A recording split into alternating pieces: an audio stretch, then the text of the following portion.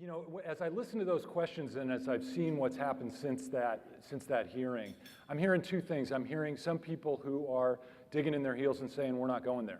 And I'm hearing a bunch of other people who are saying, how's this really going to work? And how's it going to affect manufacturing jobs? And how's it going to affect the economy? Who have, really legitimate questions about what this means for our future. And I wonder if you just spend a couple of minutes kind of responding to both of those points of view. Well, first off, I can say that we are not going to wait for the last person in the state of Washington to understand physics and chemistry to deal with climate change. Okay, that's number one. Okay, that's just number one. Number two is, the more I think about this issue, it is fundamentally not about physics and chemistry. It's about a fundamental question, and that's who we are.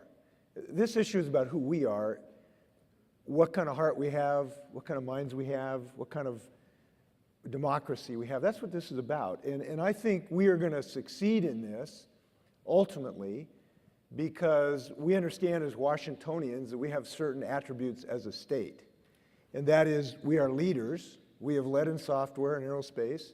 I'm proud this is the first state to adopt women's suffrage in 1910, got the women to vote, okay? So this is, we're going to appeal to people's sense of leadership. And it's not just Washington State, it's the West Coast. We talked about this West Coast Collaborative. The West Coast has given the world, Jimi Hendrix, the Beach Boys, Nirvana. Now we're going to give it solar energy and offshore wind energy and the whole nine yards. So number one, we're leaders. Second, we're very much optimists. This is, the optimism's kind of in the water here. And this fundamentally, this issue of climate change is really a debate between optimists and pessimists. Because the pessimists believe that this is too big of a monster, it's kind of like Godzilla and we just can't deal with it, so we should just roll over.